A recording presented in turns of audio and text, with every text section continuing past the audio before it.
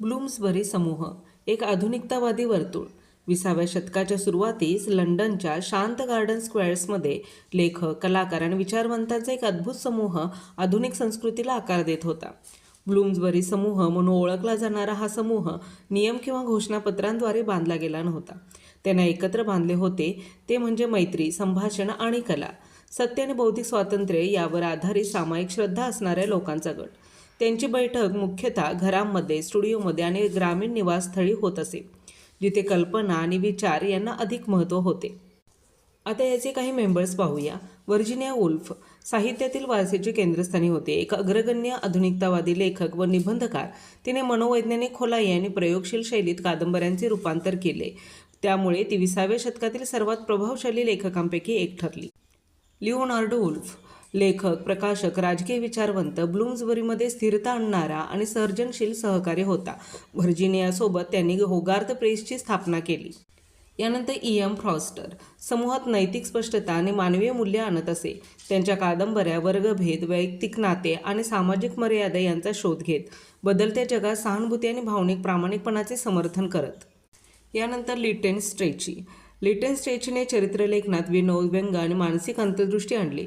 Victorian नायक पूजन नाकारून त्याने ऐतिहासिक व्यक्तिमत्वांना संकुचित, दोषपूर्ण आणि मानवसदृश्य रूपात सादर केले. यानंतर जॉन मेनार्ड केन्स ब्लूम्सबरीचा प्रभाव फक्त कला नव्हे तर अर्थशास्त्रातही विस्तारला. इतिहासातील एक महत्त्वाचा अर्थशास्त्रज्ञ. त्याच्या कल्पनांनी जागतिक आर्थिक धोरणे बदलली आणि बाजारपेठा, सरकार आणि सामाजिक जबाबदारी याबाबत पूर्वकल्पनांना आव्हान दिले. यानंतर येथील वानिसा बेल ब्लूम्सबरीमधील प्रमुख कलात्मक शक्ती होती. पोस्ट इम्प्रेशनिस्ट चित्रकार म्हणून तिने पारंपरिक वास्तववाद नाकारला होता आणि तिच्या या चित्रांमधून ठळक रंग व रूपावर भर दिला गेला. तिचे घर आणि स्टुडिओ कला आणि संभाषणाचे केंद्र बनले. यानंतर येथील डंकन ग्रांट चित्रकार आणि डिझायनर ब्लूम्सबरीच्या आधुनिकतावादी सौंदर्यशास्त्राचे प्रतीक होते. त्यांचे कार्य फाईन आर्ट, सजावटीची डिझाईन आणि भित्तिचित्रांमध्ये पसरले होते. सहकारी व सामूहिक वातावरणात तयार झालेले होते. रोजर फ्राय समूहाचा मुख्य कला सिद्धांत तज्ज्ञ आणि समीक्षक होता.